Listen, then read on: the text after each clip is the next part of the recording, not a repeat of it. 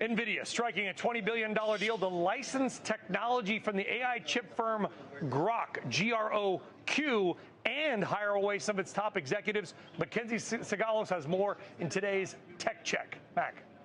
Hey, Brian. So Nvidia's dominance in AI chips is so big that the next moves are about locking in what comes after GPUs. Now, this Grok agreement, it brings over the founder, key leaders, and the company's IP. 3 months ago, Grok raised at a $6.9 billion valuation. So this is close to a 3x premium and by far Nvidia's largest deal yet. Nvidia is calling it a licensing agreement, not an acquisition. The cloud business stays independent, but it's the same playbook that Microsoft, Google, and Amazon have used to scoop up AI talent without triggering regulatory reviews. Now, Nvidia, it is sitting on $60 billion in cash, up from $13 billion 2 years ago, so they can afford to pay up. And in fact, they have been looking for places to park that cash. So the real question is, why use it for a company that just slashed its 2025 revenue projections by 75%? And the answer comes down to chip design. Grok's chips keep data closer to the compute on the processor itself rather than shuttling it to separate memory chips. Nvidia's GPUs rely heavily on high bandwidth memory, a supply chain controlled by just a handful of firms.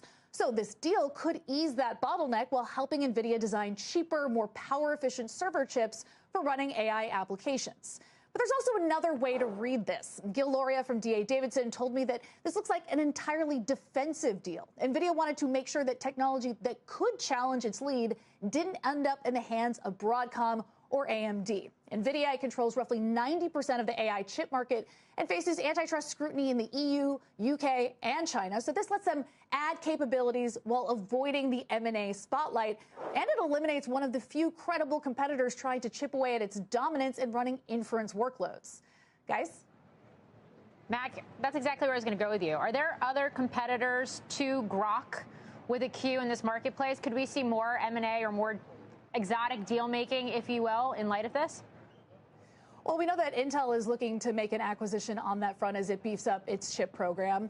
And what's so fascinating about this deal in particular is the fact that the Grok CEO and founder, Jonathan Ross, isn't just any founder. He helped build Google's TPU, which has become Nvidia's most credible competition. Google stock, that's up 65% this year, and the TPU is a big part of that story and why it's been landing these major deals with Anthropic and Meta. And now the guy who designed that architecture is going to Nvidia.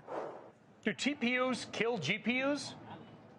TPUs are essentially Google's alternative to GPUs, yes. And so they are cheaper to run. Google has been pretty quiet about what the price point is here, but we have seen a lot of people start to pivot to Google Cloud, and because the TPU has such a good reputation out here in Silicon Valley, also on the street.